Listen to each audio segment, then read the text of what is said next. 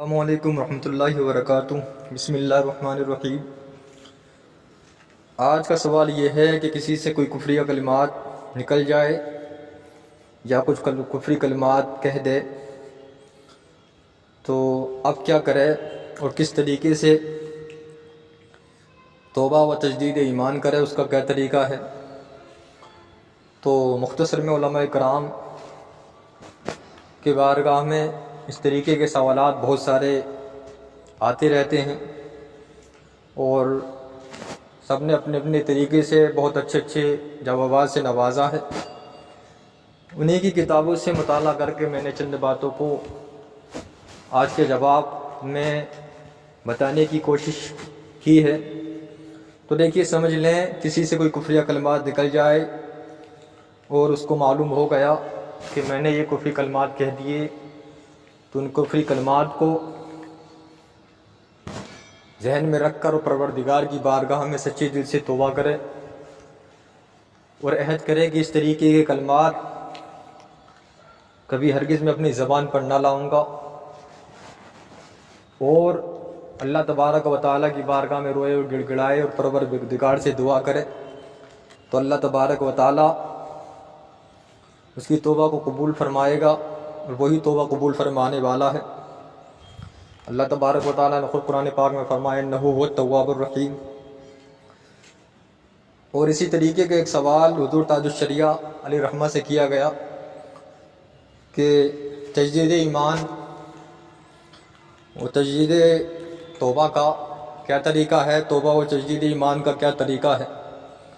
تو حضور تاج الشریعہ علیہ رحمہ نے اس کا جواب عنایت فرمایا اور آپ نے ارشاد فرمایا کہ لا الہ الا اللہ محمد رسول اللہ پڑھے، اور پڑھنے کے بعد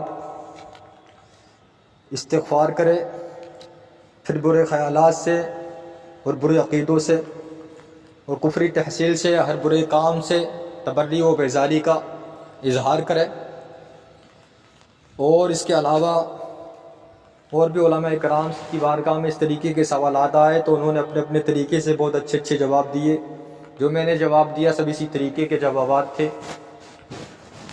تو اپنے طریقے سے اللہ کی بارگاہ میں سچے دل سے توبہ کرے اور کلمہ شہادت کی تلاوت کرے۔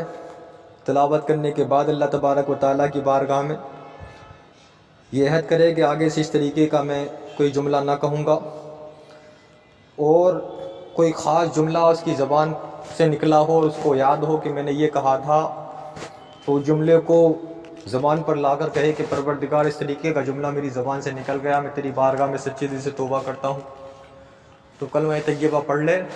اب اس کے علاوہ اگر بیوی والا ہے تو اب تجدید ایمان، تجدید توبہ کے ساتھ تجدید نکاح بھی کرے، اور مرید تھا تو اب اس سے کسی پیر سے، تو اب کیا ہے مرید بھی پھر سے ہو جائے۔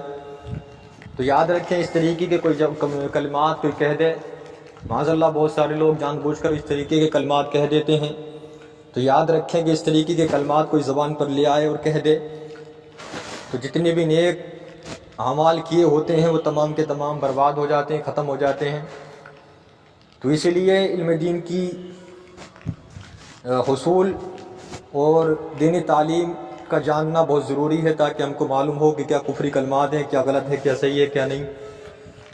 تو اس طریقے کے کلمات کبھی زبان پر نہ لائیں اور علم دین زیادہ سے زیادہ سیکھنے کی کوشش کریں، اور ہمارے اس مسائل و فتاوی چینل میں شامل رہیں۔ آپ کو اسی طریقے کے جوابات ہم دیتے رہتے ہیں۔ آپ اگر نئے ہیں تو ہمارے چینل کو سبسکرائب کر لیں اور دوسروں تک اس بات کو پہنچائیں۔